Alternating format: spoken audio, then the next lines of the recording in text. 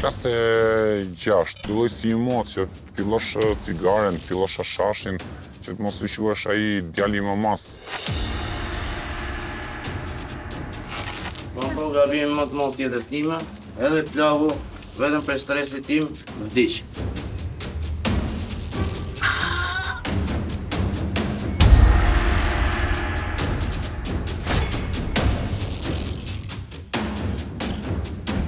Tani që jam totalisht i pastër, ose kësaj kohë mbrapa shikoj atë njeriun e errët, atë njeriun e keq, që kishte më pikë dashuria as për familjen, as për veten e vetme.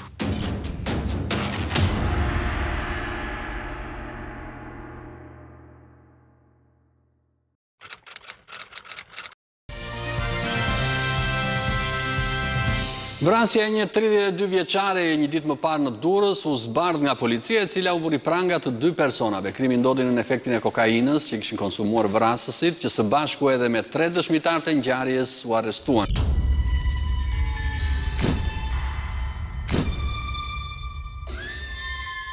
Këtë fillim ngushti, opinioni publik u trondit, kur u gjete pa jetë Lulieta Preza, një 32 vjeçare poshturës së Dajlanit në Durrës. Shumë shpejt u zbuluan edhe vrasësit. Ata ishin 2 miq të saj Endacak, një 45 vjeçar dhe një 22 vjeçar. Konflikti kishte nisur për shkak se Lulieta nuk ju kishte dhënë paratë që nxirrte nga prostitucioni, të cilat i bashkonin me paratë që ta nxirrin nga lypja. Të gjithë në efektin e lëndëve narkotike, në sherrë sipër, e kanë vrarë Lulietën me thik dhe kanë lënë poshturës së Dajlanit, ku edhe jetonin.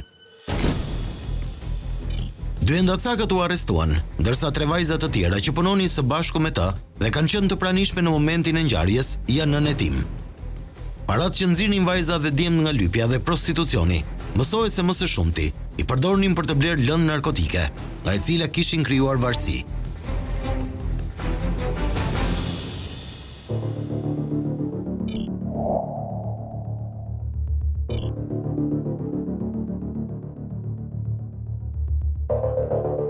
Pallatet e shpallura të pabanueshme në qytetin bregdetar të Durrësit janë kthyer në folet të përdoruesve të narkotikëve.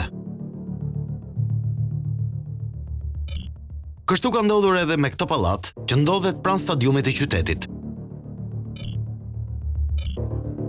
Siç e shihni nga pamjet, aty janë provat e një baze të personave që kanë rënë në grackën e drogës. Shiringat janë të shpërndara kudo.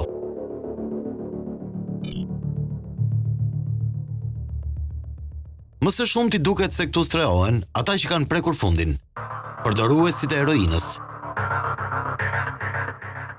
Këto që shihni të shpërndara me shumicë janë bidonat e heroinës, një teknikë e re që përdoret për të shumë fishuar efektet. Ajo që e bën më dramatike është fakti se këtu ka edhe nëna me fëmijë të vegjël. Madje banorët tregojnë se njëra nga vajzat që futet shpesh në këtë pallat të braktisur e ka lindur fëmijën e dytë pikërisht në këto ambiente. Kur erët kemi edhe frikë se kemi edhe kalamajton. Majnë rrëdët, kur janë këtë hotelet e poshtë me majnë. Sa që natë nuk i majnë atë. Vinë femna, vinë meshku, kush nuk vjen. Edhe me fëmijë vinë vegjël. Njëjtë si ky pallat, në të gjithë Shqipërinë numërohen me 10 hotspote, ku përdoruesit mblidhen për të bërë injeksionet e drogës apo të mosura shash.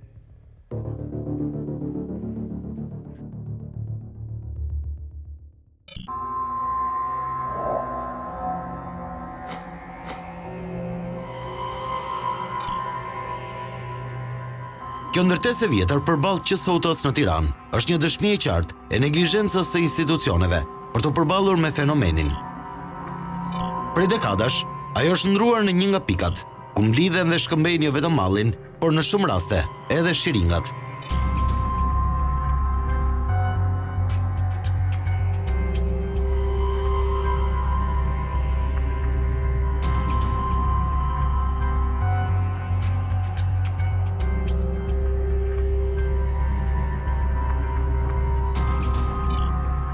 Kjo ka bërë që hepatiti C të prapet masivisht te kjo kategori.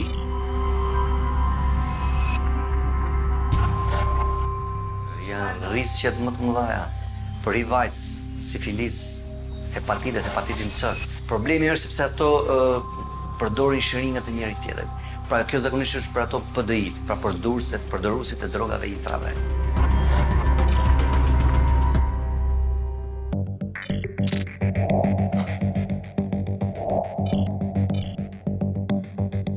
Zona e Lapidarit në Tiranë, mbi kopshtin zoologjik, është një tjetër vend ku përdoruesit arratisen për të kërkuar adrenalinën që u japin narkotikët.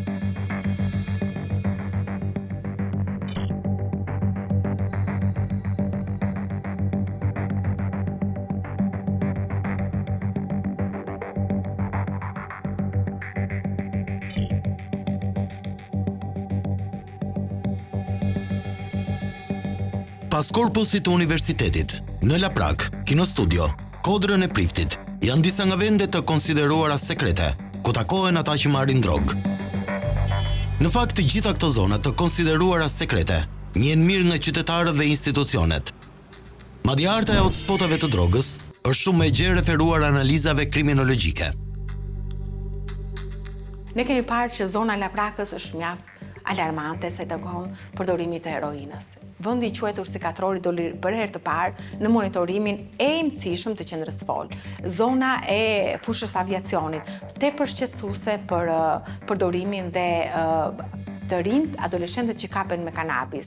Shkojmë në kombinat. Ajo që ne vërejtëm nga monitorimi ishte se aty disa herë ishin kapur adoleshent. Ne vërejtëm gjithashtu disa nga lokalet, dhe këtu kishte rënë zona tradicionale e ish bllokut, lokale të tjera, për shembull në afërsi të zonës së Dajtit, në dalje të Tiranës, ne vërejtëm në afërsi të qendrave tregtare, në shesh pushime.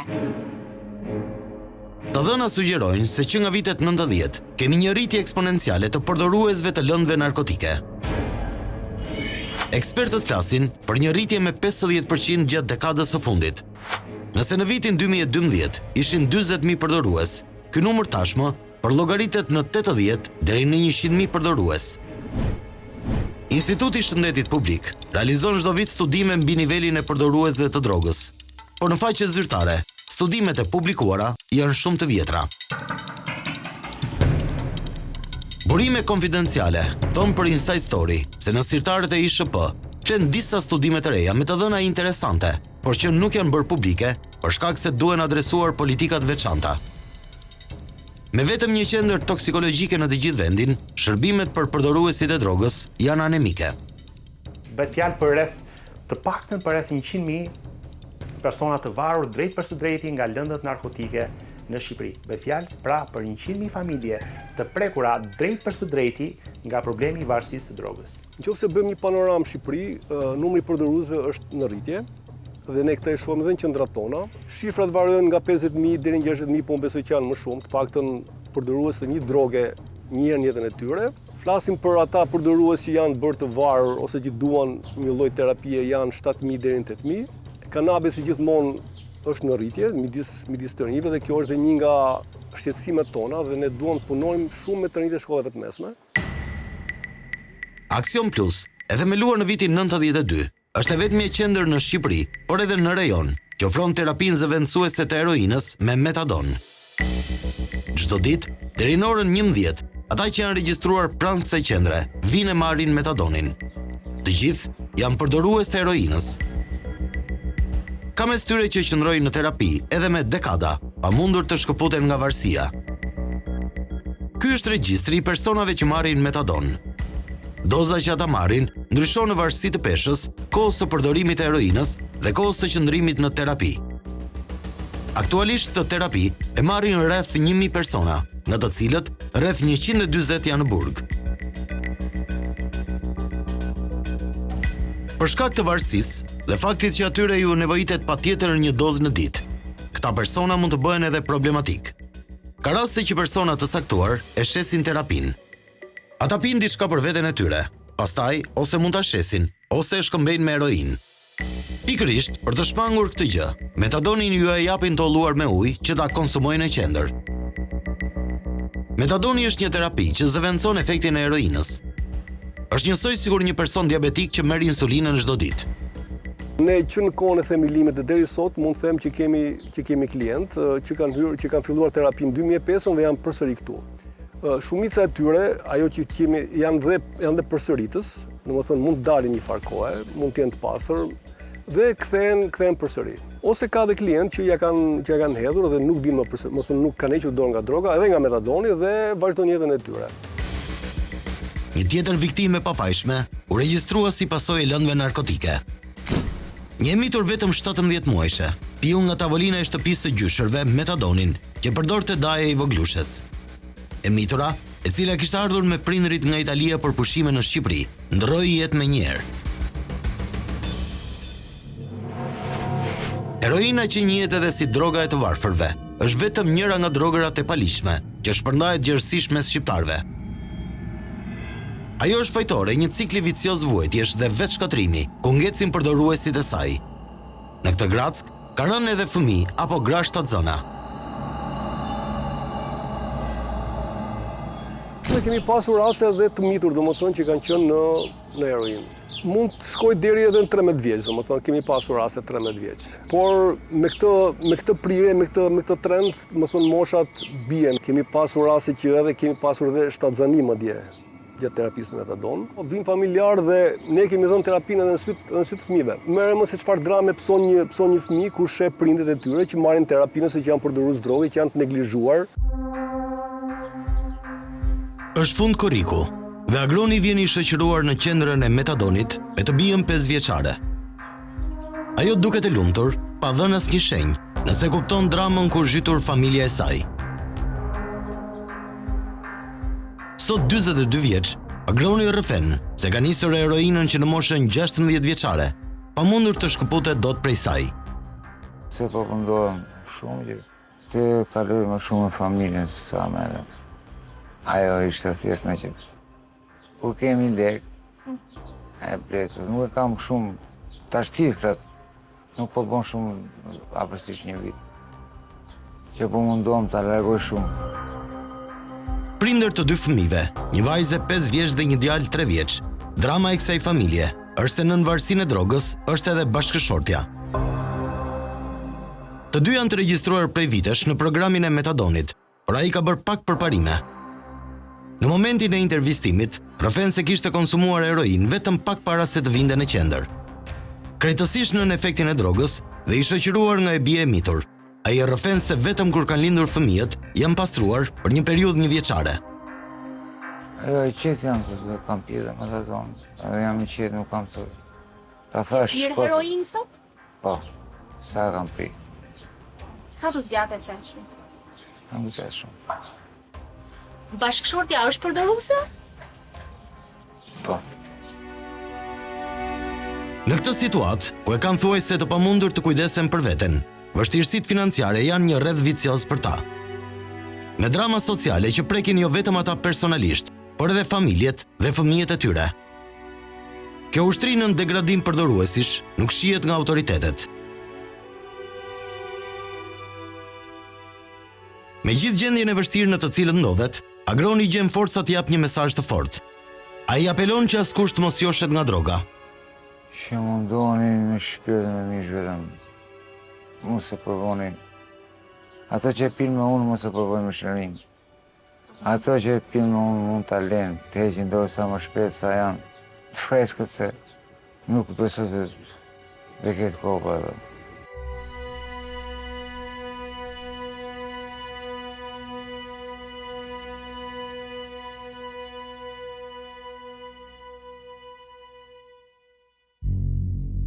Hashashi konsiderohet si droga më e përdorur në Shqipëri dhe në vend të dytë renditet kokaina, ndonse hynte drograt e shtrenjta. Trend ka pas përdoruesët e kokainës. Mund të them trend për ata që kanë buxhet. Kurse drogat sintetike janë pak a shumë lëvizje të vogla, përdoruesit e heroinës kanë një pozicion stacionar me plus minus lëvizje të vogla. Trendi është ke marijuana të moshat e reja dhe të kokaina për njerëzit që kanë buxhet. Me një përdorim të gjerë, mes të miturve dhe adoleshentëve, shkollat 9 vjeçare dhe gjimnazet janë kthyer në prenë e preferuar të atyre që merren me shpërndarjen e hashashit. Ne kemi pasur rast klientëve tanë që janë kapur duke shitur drogë në për shkollat e mesme dhe 9 vjeçare. Dhe për këtë qëllim është ngritur dhe një koalicion në Tiranë me pjesëmarrjen e Bashkisë Tiranë, drejtorive të shkollave, policisë, grupeve fetare madje, OJF-ve që punojnë në këtë fushë. Pjesa dërmuese e shkollave të mesme në afërsitë tyre, rastësisht ne pam që harta hotspoti bëi kuq pikërisht në arrestimet e shpeshta që ndodhin në afërsitë të gjimnazeve, duke nisur nga gjimnazet më të njohura, po edhe periferi. Ne vërejtëm se Kamza ishte kthyer në një hotspot dhe gjimnazet po ashtu adoleshentë të kapur me doza jo vetëm hashashi, por edhe kokaine. Kriminaliteti mes të miturve është një këmban alarmi që po bie prej vitesh. Në vitin 2021, policia e shtetit ka evidentuar 1600 të mitur si të dyshuar në konflikt me ligjin. Në 40% të rasteve, ata dyshohen për vepra penale të shpërndarjes së narkotikëve, krime seksuale apo plagosje. Një pjesë e mirë e këtyre çështjeve pushohen në prokurori. Sot bie në rrjet të miturit, që më pas përdoren edhe për të kryer krime të tjera. Shumica e tyre rezultojnë të mitur që janë përdorues. Por kemi gjithashtu edhe të mitur të shtyrë në krim, të cilët për shkak të dozës, për shkak të nevojës së të patur lek për dozën e kanabisit, në 2 raste janë përdorur nga të rriturit për të kryer vjedhje. Dhe duke i premtuar se mbasi të kryente vjedhjen, do të jepeshin para për dozën e kanabisit. Dhe jemi duke thënë për nxënës shkollash, 3 raste ne kemi vajza të mitura, të cilat janë kapur me ekstazi. Referuar statistikave zyrtare të prokurorisë së përgjithshme, në vitin 2022 u regjistruan 821 procedime penale për të miturit në konflikt me ligjin, me një rritje prej 16.6% krahasuar me vitin 2021. Veprat penale të lidhura me narkotikët zënë një vend të rëndësishëm mes të miturve. Nuk janë të pakta rastet kur hashashi është gjendur edhe brenda klasave. Ne kemi qenë të ftuar dhe ke Alidemi, ke shkolla Alidemi dhe ke Osman Mederizi, pikërisht për këto problematika të cilët drejtoria ose mësuesit e shkollave kishin evidentuar në shkollat e tyre. Aty shpërndai heroin, paktën ke njëra nga shkollat, dhe kishte edhe përdorues.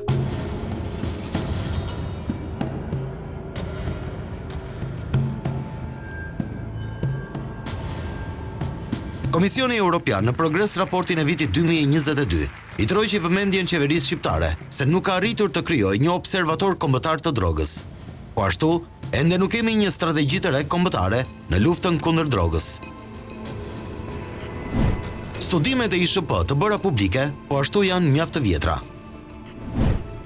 Në një studim të bërë një dekadë më parë, rezultonte se 10% e adoleshentëve kishin provuar të paktën një prej substancave narkotike. Nëse analizojmë në raport me dyfishimin e numrit të përgjithshëm të përdoruesve përgjatë kësaj dekade, numri i adoleshentëve përdorues mund të jetë rritur dyfish në pak vite.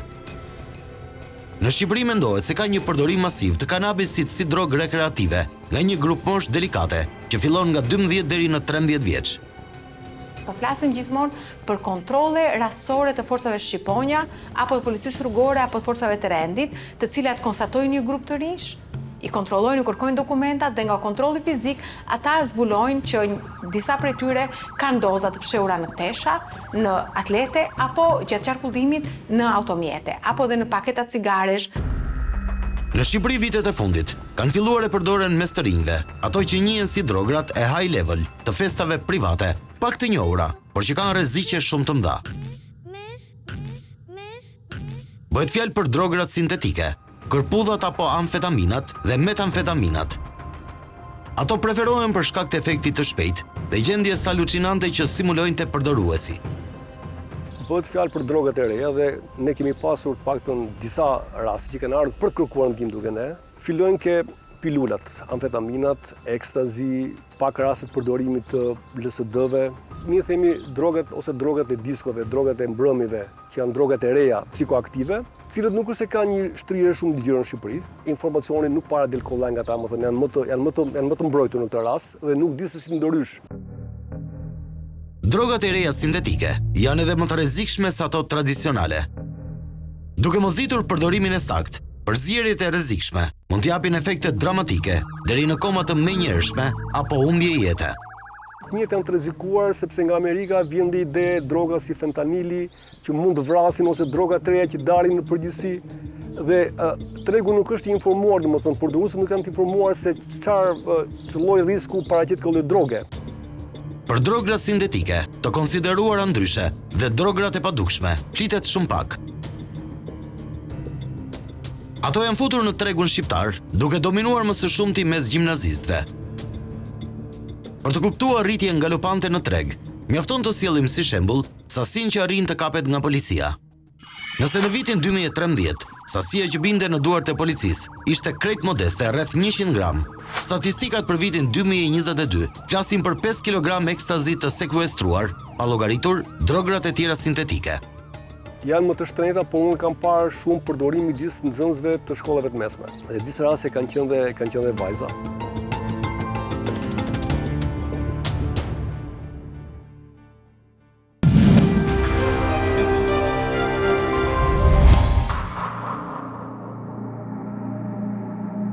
Të rinj që joshen nga lëndët narkotike e kanë të vështirë të dalin nga rrethi vicioz ku përfundojnë.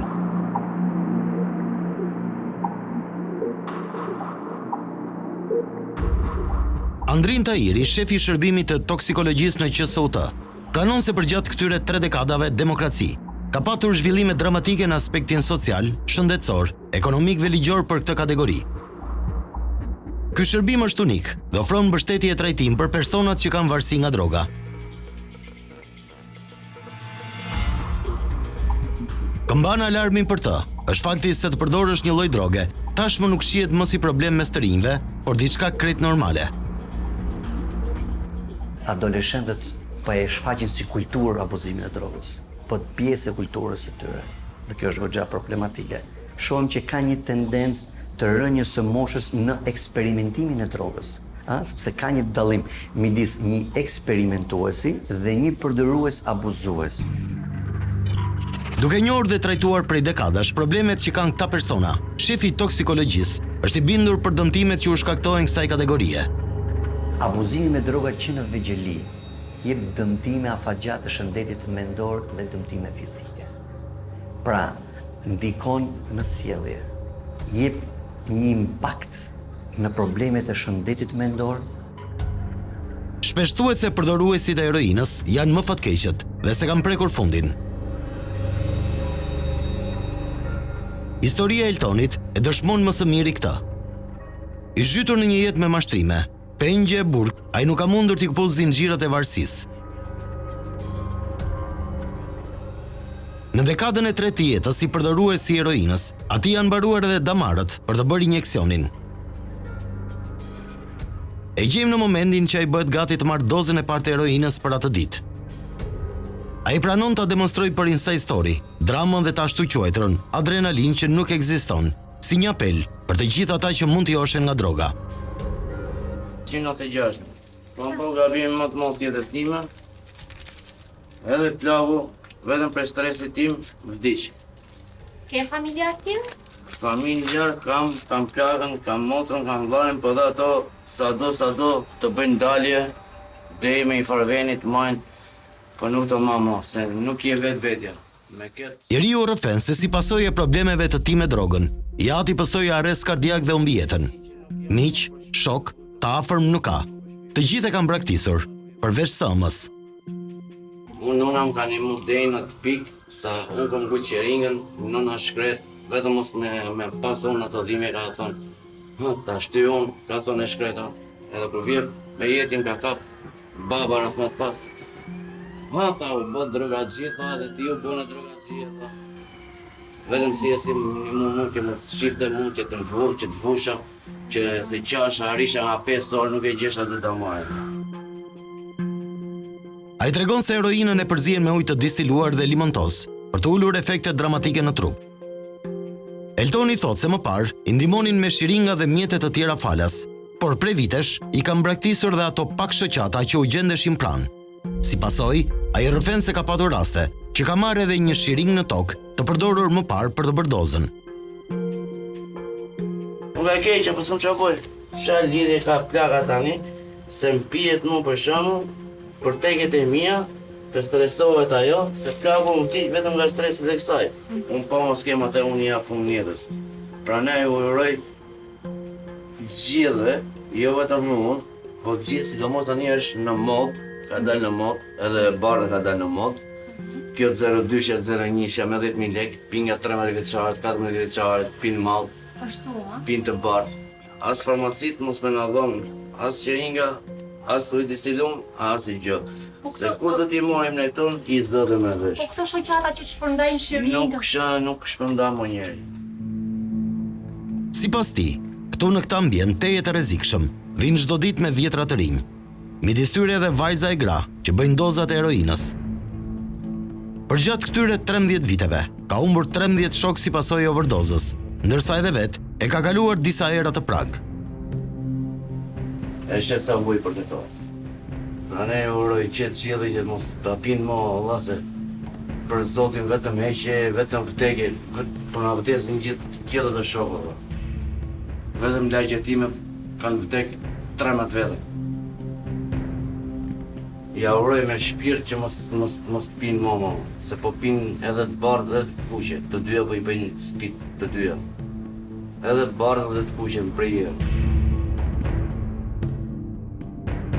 Kjo dram e ka shtytur Eltonin në krim dhe ai nuk nguron ta tregojë hapur si form apeli për degradimin që sjell droga. Është e lehtë për ta gjetur një dozë? Shumë e lehtë. Është e pastër, është e mirë. Jo, e pastër nuk është, Është e përzije. Është e përzije. Të duhet më shumë, domethënë? Llogaritë pra unë tani vetëm tani mora ordon. 30.000 lekë. E sa gram janë aty? Këtu me i bo bashk edhe një tjetër bëhet i gram. Dhe ty të duhet në ditë? 3 copat. Ose 2 copat. Jo, unë vjen edhe në për xhepa. Eltoni na tregon se rrjeti i shpërndarësve është i gjerë dhe heroina sigurohet lehtësisht. Ai u kujdes që t'i shpëtonte kamerave për të mos rrezikuar veten dhe grupin e xhirimit, teksa siguroi lëndën narkotike në një prej zonave të shpërndarjes në zonën e Alliasit.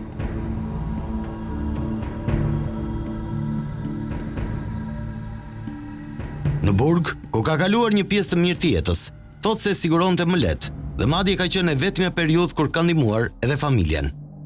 Shumë më e lehtë, a kupton, kur them shumë më e lehtë, shumë më e lehtë. Sa atje për shembull, mesha metaddonin, shiça metaddonin long për shembull. E shiça, e pinte tjetri, i mesha kartët tjetrit, i mbjetësha kartët, ne jem me kartët, mbash edhe familjen me bukë. Thuajse si të gjithë përdoruesit e heroinës, edhe Eltonit janë mbaruar damarët ku ta injektoi. Të vetmin që mezi e gjen, është njëri në rrës të kofshës. I kam të dy, si këtë tjetër. Vijë si që më kanon, në të këtu. Të e në gjithë atë që i kam bëj është. A vëllë maj. Por çfarë ndjen kur e bën?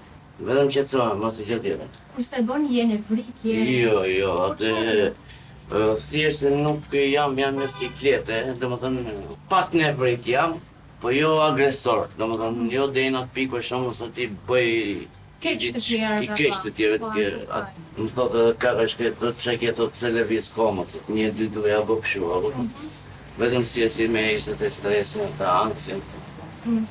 Po prapë sa ato bez disnë në e tjesë, unë kam një për kam beza, kupton, është turp.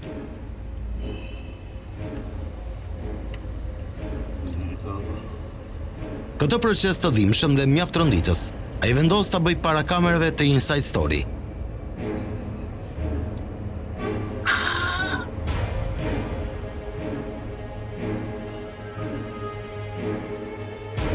Rruga e tij e jetës nuk ka qenë as pak e lehtë.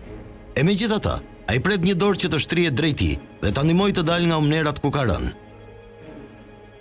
Se mos bëra as pleqrohem edhe unë me shoqërinë për të na largojnë, na shohin jamër se drogaxhi është ky. A kupton?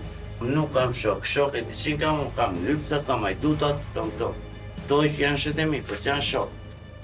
Uroj me gjithë shpirt, duke pa këtë mesazh. Uroj që mos teqin dorë sa më parë, para se të arrim deri në kulmin. Edhe kur them kulmi është vetëm vdekja. Vetëm pak minuta pas i ka bërë injeksionin, Eltoni është thuajse krejtësisht nën efektin e saj, pa mundur të shkëputet nga Gratska Kura kur ishte adoleshent.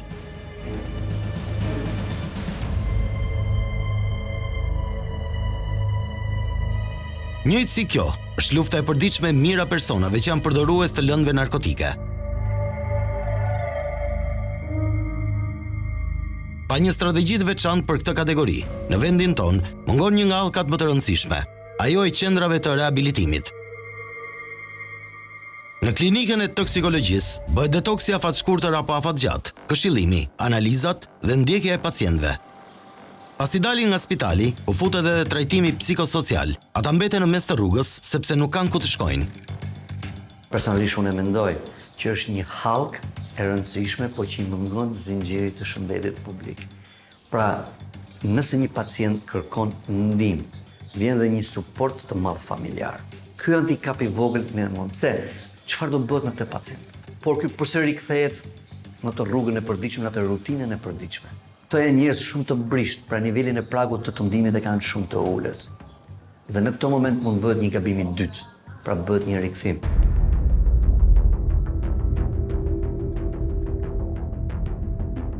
Teen Challenge është e vetmja qendër rehabilitimi rezidenciale në Shqipëri, që funksionon që nga viti 2015. Ajo mbahet në jetë kryesisht nga donacionet fetare kristiane, ndërsa strukturat shtetërore pak kanë bërë për ta ndihmuar. Zakonisht rastet në këtë qendër referohen nga shërbimi toksikologjisë në QSOT, pasi pacientët janë nënshtruar më parë detoksit medikamentoz. Orges Sysenaj, drejtuesi i kësaj qendre me kapacitet 10 persona, thotë se kërkesat për këtë shërbim janë shumë më të mëdha. Personi që futet në këtë qendër qëndron këtu për 12 deri në 16 muaj dhe synon shkëputjen nga të gjitha ato indikator që e çojnë individin në varësi. Ata vinë me dhimbje, ata vinë me pagjumësi, ka individë të cilët mund të flënë gjumë vetëm pas 15 ditësh. Kryesisht, individët që vinë në programin ton kanë arritur fundin. Kanë qenë 15 apo 20 apo 25 vite të varur plotësisht nga droga apo nga alkooli apo dhe nga veset të tjera. Nëse i referohemi kontingjentit që ka marrë trajtim në qendrën rehabilituese, kuptojmë se viktim mund të jetë çdo kush në një moment dobësie. Droga nuk pyet nëse i arsimuar apo jo. Në rrethin vicioz që ajo shkakton, kanë rënë edhe biznesmen të rëndësishëm.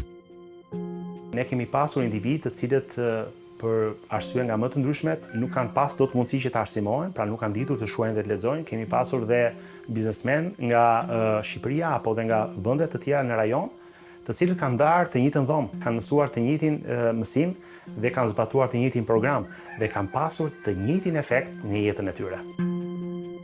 Personat e varur nga droga, u mbasin hap pas hapi gjithçka kanë fituar me mundë djers. Ndër pasojat që sjell droga është humbja e vendit të punës e përpasoj të ardhurat që gjenerojnë.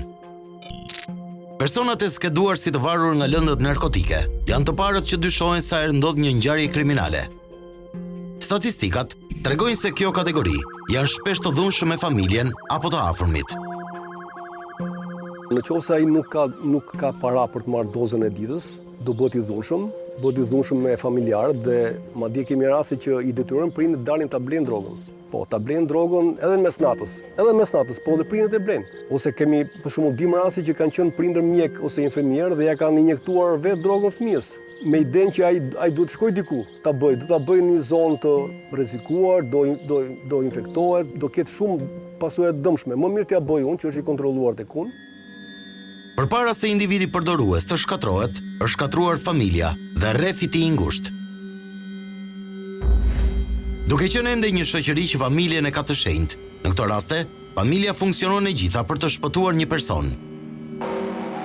Në këtë betejë të vështirë, apeli shkon për familjen që të mos i braktisin. Ne themi ngulim këmbë shumë ke prindët që ata mos i lënë fëmijët e tyre, mos i braktisin, dhe baballarët janë të parë që bëjnë këtë gjë, ndërsa nënat janë gjithmonë të fundit. Por kemi pasur edhe nëna që vinë dhe thonë pastaj në fund fare që më mirë të vdes ose më mirë vdesi ky ose unë ky, që të shpëtojmë të paktën sepse krijohet një situatë shumë dramatike pas shumë premtimeve që si mbajnë ose pas shumë marrjeve këtu, pas shumë kthimeve.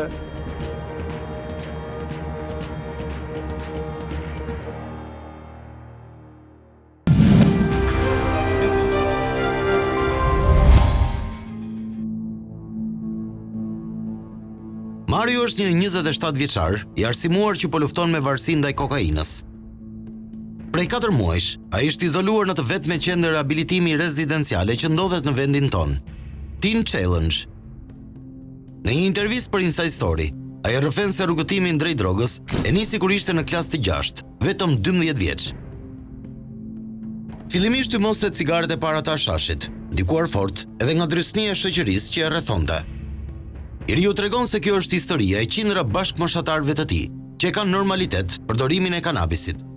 Ndjesia e qenit i fort, ndjesia për të provuar jetën e natës, adrenalina, për të qenë superior, klasë 6. Absolutisht, kisha dhe shoqërinë time nga mbrapa me. Filloi si një mod që fillosh cigaren, fillosh ashashin, që të mos i quhesh ai djali i mamas, të bullizojnë, sepse nëse ti lexon një libër, ti nuk je në grupin shoqëror që duhesh, domethënë.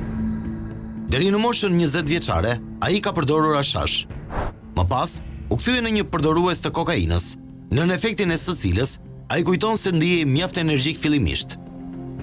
Ndjesi që ai vijonte ta kërkonte. Ndaj, rriteshin edhe dozat që ai merrte.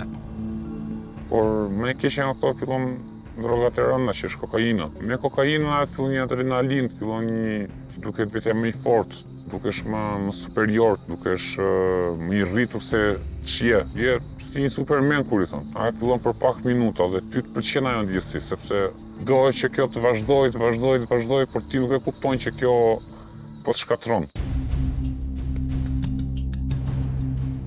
Familja e të riut për 15 vite me radhë nuk mori vesh asgjë se ai ishte shndruar në përdorues të rregull droge. Mario u zhyt në borxhe. E nisi duke marrë 1.000 euro me fajde dhe përfundoi në 20.000 euro me interesa tepër të larta.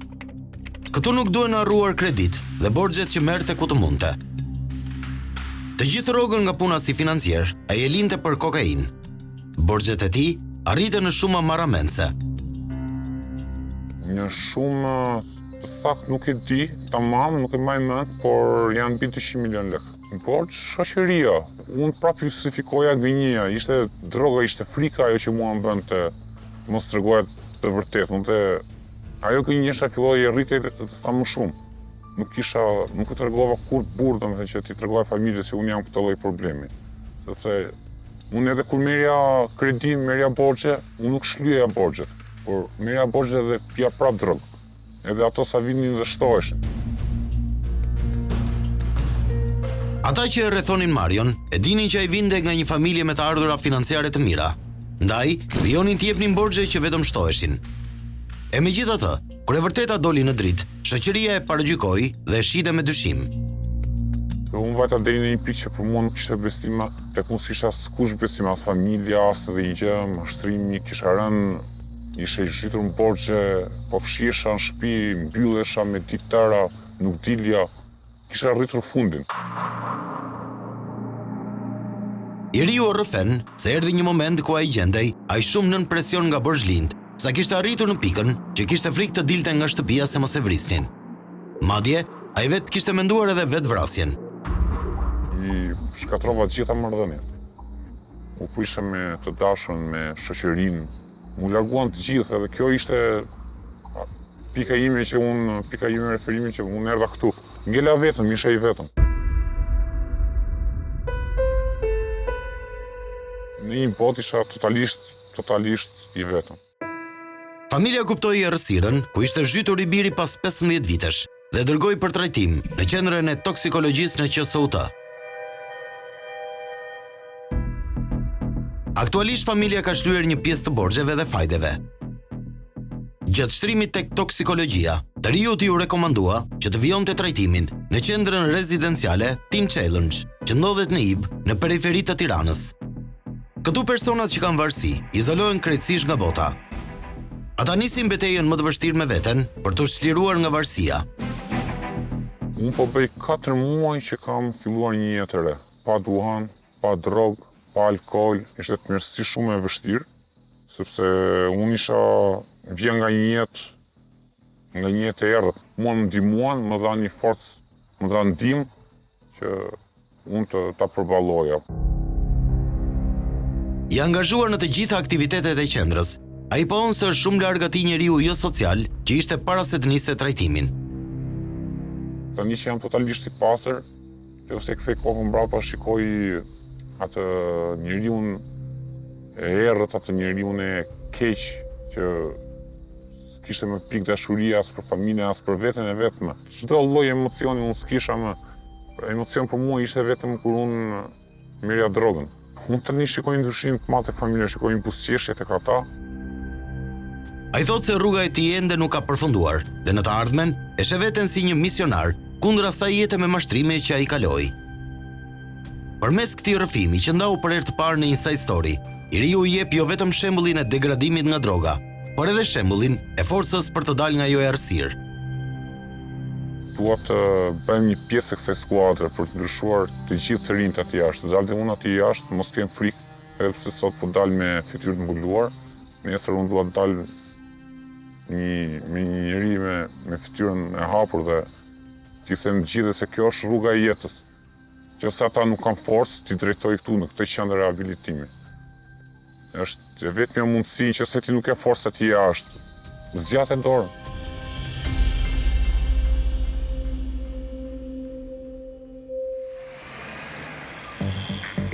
Në lentën e raporteve të Departamentit Amerikan të Shtetit, Organizatës së Kombeve të Bashkuara dhe Qendrës Europiane të Monitorimit të Varësisë nga Droga, Shqipëria kryeson listën e vendeve nga kalon tranzit droga. Raportet japin alarmin se Shqipëria nuk është tashmë vetëm një prodhuese e hashashit, por është kthyer në një pikë kyçe, nga kalojnë drograt për të furnizuar, jo vetëm vendet e Europës, por edhe Amerikën. Si pasojë e këtij pozicionimi të fortë në rrugën e drogës, edhe grupet kriminale shqiptare janë fuqizuar dhe kanë rritur ndjeshëm aktivitetin e tyre në çdo cep të globit. Raporti fundit i dash mbi strategjinë e kontrollit të narkotikëve për vitin 2022 thotë se Shqipëria mbetet vendi kryesor për kultivimin e kanabisit. Sipas të njëjtit raport, vendi ynë është kthyer edhe në një bazë për kartelet e krimit të organizuar, që trafikojnë sasi të mëdha të drogërave të rënda të palishme nga vendet e origjinës për të furnizuar tregjet në vendet europiane. Këtë e demonstron edhe shtimi i rasteve të bllokimit të sasive të mëdha të kokainës në portin e Durrësit. Nëse i ballafaqojmë analizën e riskut, sasia e kapur përbën maksimumi 20% të sasisë totale të drogës që kalon.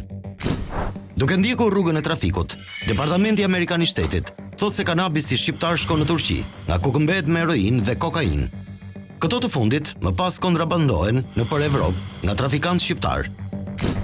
Raporti vë në dukje se shqiptarët luajnë një rol të rëndësishëm në trafikun ndërkombëtar të narkotikëve dhe rrjetet e krimit të organizuar. Shqipëria është një element kyç i rrugës ballkanike të trafikut të drogës në Evropën Perëndimore dhe në Mbretërinë e Bashkuar.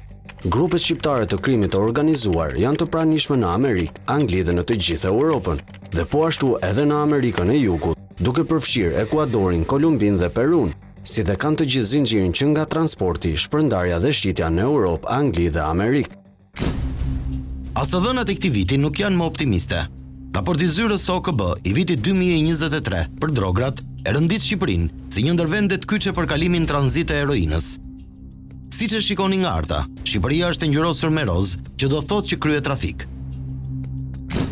Së fundmi, të dhënat e ofruara nga studimi i tregut në Ballkanin Perëndimor zbulojnë se rrjetet kriminale shqiptare janë kthyer në faktor kyç, jo vetëm në rajon, por në gjithë tregun evropian të narkotikëve. Rrugkalimi më kryesor në Ballkan është ai i heroinës, por vitet e fundit rajoni po përdoret si shteg i ri i kokainës. Duke analizuar situatën në vendet e rajonit, raporti sugjeron se pavarësisht përmbytjes nga drograt, askush nuk e di numrin e përdoruesve. Përpjekjet për të krijuar një regjistër të përdoruesve të lëndëve narkotike duket një sfidë e pamundur. Aktualisht, vetëm Serbia dhe Malizi kanë një regjistër për personat që trajtohen nga varësia ndaj narkotikëve. Serbia është po ashtu i vetmi vend në rajon që ka përfshirë në raportimin e vdekjeve edhe rastet që lidhen me vdekjet nga droga. Aktualisht në Shqipëri nuk ndodh një gjë e tillë, dhe ndonë se mund të ketë ndruar jetë nga overdoza, në fakt, raportohet si atak kardiak, ku ataku kardiak ishte pasoja, ndërsa shkaku janë narkotikët. Pavarësisht situatës problematike që nënvizohet në raportet e OKB, që edhe citua më sipër, organizata vendosi të mbyllë zyrën UNDCO për monitorimin e drograve në Shqipëri. Sot, Shqipëria është i vetmi vend i rajonit që nuk ka më një përfaqësi të kësaj zyre të rëndësishme, edhe pse konsiderohet hallka kyçe e tranzitimit të drogës përmes portit të Durrësit. Nuk duhet të harrojmë faktin se Shqipëria paguan kuotat vjetore në OKB, Mbyllja përfundimtare për fajësisë së UNDCO në Tiranë në fillim të vitit 2023 kaloi përmes disa peripecive dhe një skenari mjaft të dyshimt. Në korrik të vitit 2022, zyra qendrore e UNDCO në Vjenë emëroi si drejtuese ekzekutive në Tiranë shtetasen ruse Nadia Chamilova. Ajo kishte qenë në shërbim në Ukrainë dhe u largua sapo nisi lufta. Pas sinjaleve të marra nga aleatët, Shqipëria hezitoi të jap akreditimin dhe lejen e qëndrimit, duke bërë verifikime të thelluara. Pavarësisht kësaj, Chamilova zhvilloi takime me drejtues policie dhe zyrtar të tjerë shqiptar, ende pa marrë mandatin. Pavarësisht refuzimit të akreditimit nga Tirana zyrtare, Chamilova qëndroi në Tiranë për 3 muaj dhe mori pjesë në aktivitete të ndryshme. Ky ishte afati që asaj i lejoi ligjërisht, por të dhënat konfidenciale sugjerojnë se ajo ka qëndruar edhe përtej këtij afati. Është e paqartë kjo këmbgulje për të atashuar në Tiranë një person me të kaluar të dyshimt me konvësi ruse. Madje në fund fare, UNDCO vendosi të mbyllë zyrën në Tiranë pas më tepër se 2 dekadash. Mbyllja e përfaqësisë u justifikua me mungesën e fondeve. Por nëse kjo do të ishte arsyeja, pse nuk u mor vendimi para se të refuzoi akreditimi i shtetases ruse në Tiranë?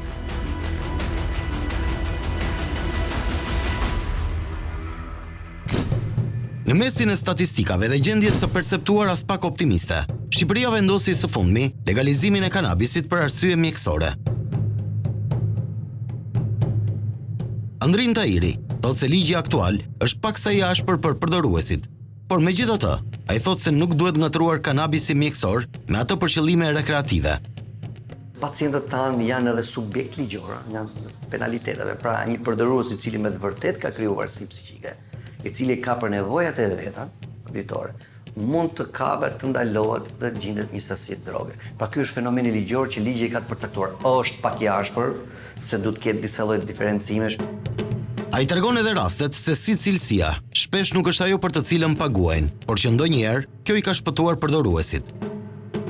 Ndodhi që ky pacient kishte marrë një sasi marijuane, por gjatë procedurave që ndjek prokuroria, doli që përqendrimi i marijuanës ishte në nivelet e kanabisit mjekësor. Edhe faktikisht pacienti më referonte që nuk është se më ngop. Por po them që kishte ndodhur që përqendrimi mesatar i principit aktiv i THC-s në lëndën drogë sekuestruar ishte në nivele shumë të ulta. Dhe në këtë moment, kjo lloj droge që ky mund tentonte ta përdorte si cigare për qëllimet e veta rekreative, nuk arrinte atë nivelin e kënaqësisë dhe detyrohej që të rrinte sasinë. Kjo quhet toleranca. Nën presionin e raporteve ndërkombëtare, policia shqiptare ka raportuar disa herë për aksione masive për kapjen e shpërndarësve, por një monitorim i qendrës FOL zbuloi se ato ishin vetëm një flusk sapuni. Për 80% të rasteve, rezultuan përdorues dhe vendosej mosfillimi i hetimeve. Të arrestuarit të cilët paraqiteshin gjatë këtij viti monitorimi si arrestime të bujshme dhe si shpërndarës, realisht ishin posedues të dozave vetjake, doza të papërfillshme, në masën 60% doza hashashi, më tej 30% doza kokaine dhe të tjerat heroin, por dhe ekstazi. Kuptuam që bëj fjalë për doza të natyrës 0.2 gram, 0.4 gram. Sipas këtij raporti që ka monitoruar në qeliz të gjithë zinxhirin e sistemit të drejtësisë, mesatari e të arrestuarve çdo ditë në kryeqytet ishte 6 deri në 7 persona. Rezultatet e ekspertizës mjekoligjore e detyronin prokurorin të tërhiqej dhe të deklaronte se nuk ishte vend për të hetuar të dyshuarin si shpërndarës. Shumë prej këtyre shtetasëve pas jo vetëm liroheshin nga gjykata, por nga monitorimi që ne ndoqëm, vëretëm se për shumicën e tyre, në masën 80%, çështja është mos filluar dhe pushuar, me arsyetimin se i dyshuari që u arrestua në kushtet e flagrancës nga policia në momentin fillestar, rezulton nga akt ekspertizat e mjekësisë ligjore përdorues.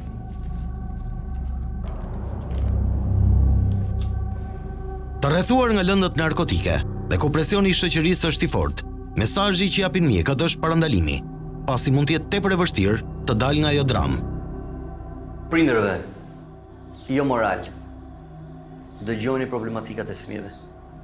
Mbase gjeni më shumë kohë të merreni me fëmijët, sidomos adoleshent, leni diçka tjetër që mbase mund të ketë më shumë përfitime, por fëmia është më e rëndësishme. Adoleshentëve, ju lutem, mos eksperimentoni me drogat në vegjeli. Dëmet janë të pallogaritshme, të pariparueshme. Në këtë dokumentar, Inside Story u përpoq të deportonte në skutat më të errta të atyre që bie në greminën e lëndëve narkotike. Pa politika e strategjik që t'ju jap një dorë, shpesh të braktisur nga të gjithë, shumë ngeli në këtë grack deri në fund të jetës që shuhet mes vuajtjeve. Të tjerë, nonse më të pakt në numër, ja dalin. Ata duhet jenë frymëzim dhe shembull për çdo që sot vuan dhe duhet mbështetur nga shoqëria në tërësi.